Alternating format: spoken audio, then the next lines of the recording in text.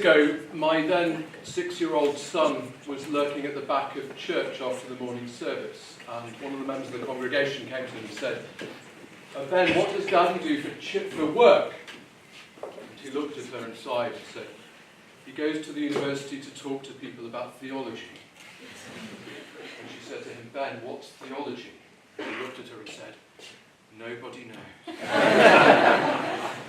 I hope to convince you that there's a little bit more to it than that. The seconder has already given us a very erudite account of Nietzsche and the death of God. And that's where I'd like to pick up now, to do a little bit of cultural scene setting for our question in order to oppose the motion that God is dead. 1882, Nietzsche publishes The Gay Science, and in Book 3 we read the famous parable of the madman. In the bright morning light, he lights a lamp and runs around the marketplace crying incessantly, "I'm looking for God, I'm looking for God. God is dead, and we have killed him. But how did we do this? How were we able to drink up the sea? Who gave us the sponge to wipe away an entire horizon? What were we doing when we unchained the earth from the sun?" Atheism today, in our own time, tends to be very triumphalist. We roll back the childish, obviously absurd myths of religion that belonged to a superstitious and credulous past, the fairy tales that happened to be the building of Durham Cathedral.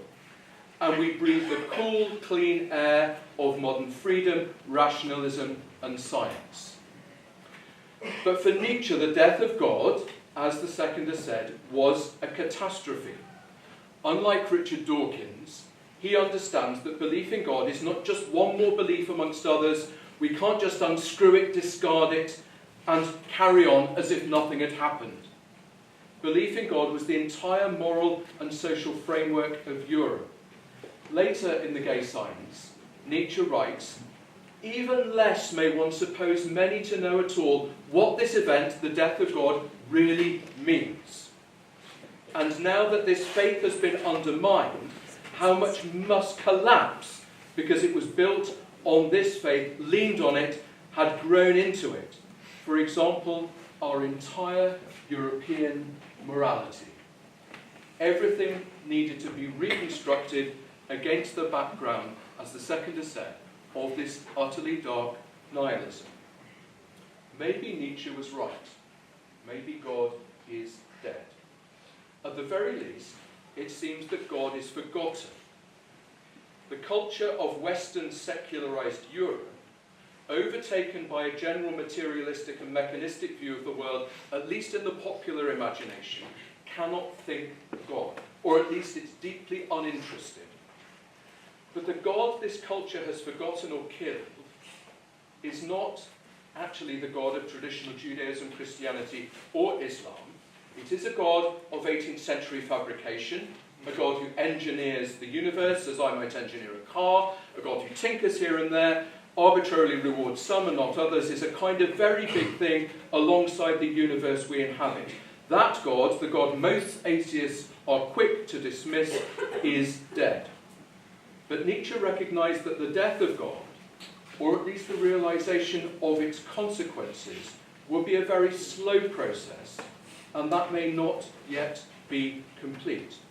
We are still haunted, I think, by the sense that although our modern philosophical and scientific worldview works because we can control and manipulate nature, it is inadequate in dealing with the basic intuition that experience is purposeful, agential, value-laden, beautiful, precious, fragile, that life is to be nurtured, treasured, that we might even be a gift to one another because we are a gift to ourselves. These are profoundly human intuitions, the things that matter most to us. This comes from a sense of the mystery of our own being and consciousness whenever we're not consuming the opiates of modern capitalism. Maybe a naturalistic worldview, a worldview that sees no intrinsic meaning to existence beyond the meaning we give it, or the meaning given to it by the most powerful, may be such a worldview that often reduces love and longing and grieving and moral outrage and suffering, beauty, goodness, to nothing but blind material processes. Maybe that conclusion is just a bit premature. Maybe it represents a failure of imagination. Maybe, like mad people, we should continue looking for God because we are, at least some of us, sometimes astonished that there is something rather than nothing. We regard that as a legitimate question, and we refuse to stop with the conclusion that the universe is just a brute fact. Given Nietzsche's prophecies 140 years ago, it's surprising that the question of God is still interesting enough to bring you here tonight. But there are some serious impediments and good reasons to think that God is in his grave and must remain there. The most compelling, of course, and I really do want to address this, is the so-called problem of evil. Let me say now that attempts to justify God in the face of evil and suffering, sometimes known as theodicies, they all fail, because they turn evil and suffering into something good for us. Evil is good for soul-making, the demonstration of exemplary virtue. Evil is worth it because of free will, etc., etc., etc. They fail to take evil seriously. A few years ago, I worked as chaplain to a children's hospice, in fact the world's first children's hospice. Nothing, I learned, nothing can justify the death of a child from cancer. But atheists often present the problem of evil and suffering as if it had never occurred to believers. But reflection on evil is right at the heart of the Christian tradition, right from the beginning, and the Jewish tradition before it. But it's at the heart of it in a very particular way. Before it asks about the experience of suffering or the origin of evil, it asks, what is evil? What is the experience of evil an experience of?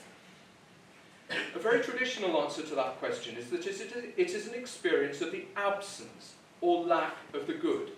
Something is not as it should be. The good is what is intelligible to us. We can give reasons for it. To say she is a good friend is to say she is what a friend ought to be. Evil is that which is unintelligible. It doesn't make sense, and we rightly scream, why? But our very ability to recognise evil as evil depends on a prior and fundamental orientation to goodness. Brokenness is a good analogy here. Brokenness is not something in itself, apart from something that is broken. Evil is not something apart from the absence of the good or what ought to be. Evil is what happens to good things. Evil carries with it a sense of brokenness. So our very ability to recognise evil as a problem relies on two ontological claims about what things are. First, that the universe is fundamentally ordered to the good, which is the fundamental teaching of the book of Genesis.